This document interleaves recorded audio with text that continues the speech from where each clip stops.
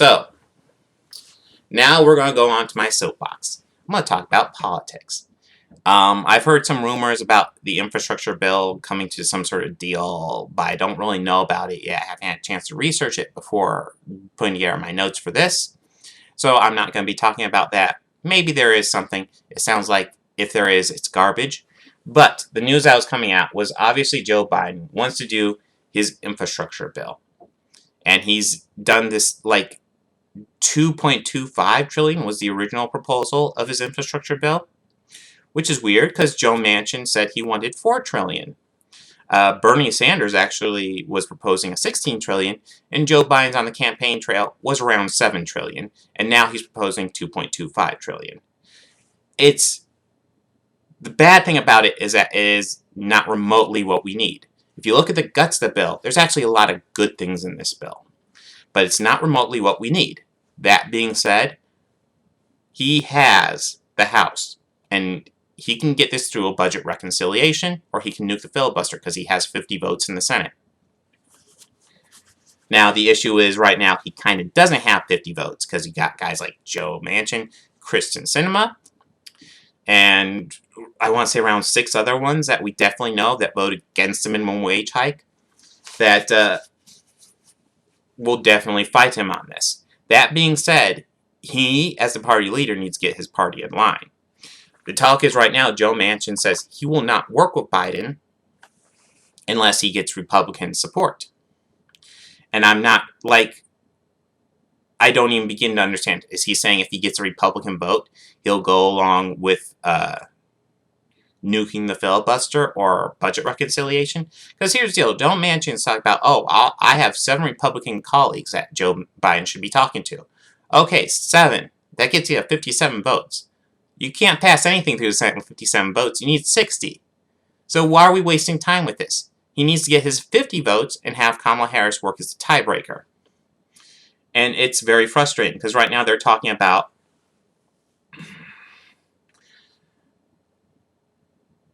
because, well, I buried the lead already. Mitch McConnell announced that the Republicans right now, their goal is to obstruct everything Joe Biden wants to do. That's their whole game plan. Obstruct. They aren't going to do anything for the country. There's nothing they want to push Joe Biden to do. They just want to obstruct so Joe Biden does nothing. So with that as their game plan, and Joe Manchin saying, hey, you should go work with Republicans to get something done. What it screams to me is that they're looking for an excuse not to get anything done. And it's the most frustrating thing ever. If just the very idea Joe Manchin is out there saying, oh, well, you should get Republican votes because Republicans have said they aren't going to do anything. And Joe Biden saying is literally right now, see, last I heard, out there working with Republicans trying to get Republican votes, which is just so frustrating. Why is he wasting his time working with the party that says they don't want to work with you? And it's obvious why they don't want to work with you, because they can keep on playing this power game all day. You know, oh, Democrats want to fight for like not even great good things, but like slightly better things. And Republicans won't let it go by. So Democrats don't get anything done. Therefore, people get upset. And then they vote in Republicans. Then Republicans do bad things. They give all their corporations the tax loopholes and all that crap. And then people get upset. And then they put the Democrat in who says he'll do slightly less worse things. And then the Democrat doesn't do crap.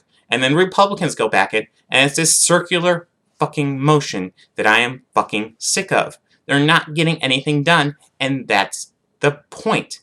That's their entire game plan.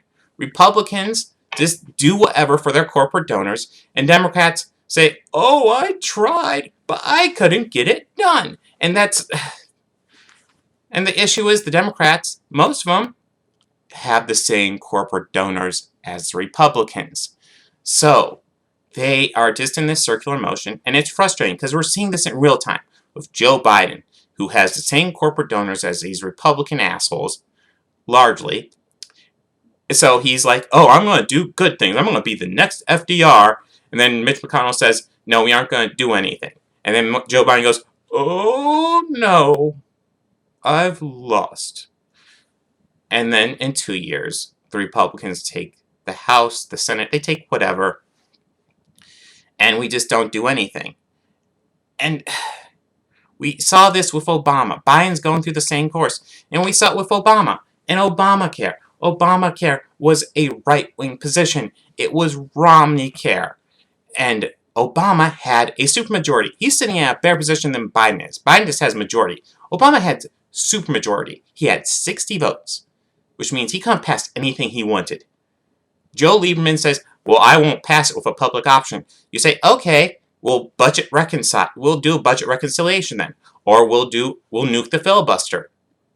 You just need to get 50 of them in line. He could lose literally 10 Democratic or independent votes and still get the fucking thing through.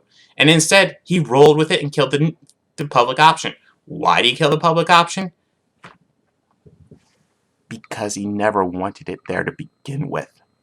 Because they all have the same corporate donors. We're just seeing all these guys. It's wrestling. They're just pretending to fight each other. And they're all working for the same fuckers. So that's me getting frustrated. Joe Biden, if he seriously wanted to do something for the American people, which it clearly looks like he doesn't, would get Manchin and Sinema and all the Democrats that are not willing to vote down the filibuster or are not willing to go budget reconciliation on this, he needs to get them in line. Mitch McConnell has his party in line. Why can't Biden get his party in line? The answer is because he doesn't want to. But it would be nice if he proved me wrong, got him in line. You know, and like Kyle Kulinski does lots of theories. The other theory you could do is, maybe get someone like Romney in line for it. Do a weak infrastructure package, cut out, make an example of Manchin, cut him out, and say, hey, I'll make a deal with you. Romney's going to do a cheap bill, and you don't want to work with me on this bill, so I'll go ahead and get Romney, and I'll get his vote. And one way we'll save money on this bill is we'll cut West Virginia out. Because you, Joe Manchin, clearly don't seem to think West Virginia needs this bill, so we'll go ahead and save money and not give West Virginia any perks. And I'll go ahead and announce that to fucking all of your constituents, because he put them in such good shape that they don't need the perks of this bill. I'll make sure that they know you're the one that made sure they didn't get it. That's one tactic he could do. But he's not going to do it. Because at the end of the day, he is paid off by the same corporate donors that Mitch McConnell is. And it's frustrating watching this in real time, and I can't stand it. And this is why we need people who will actually fight. Because Joe Biden isn't fighting. Joe Biden is saying some okay things and then losing on purpose.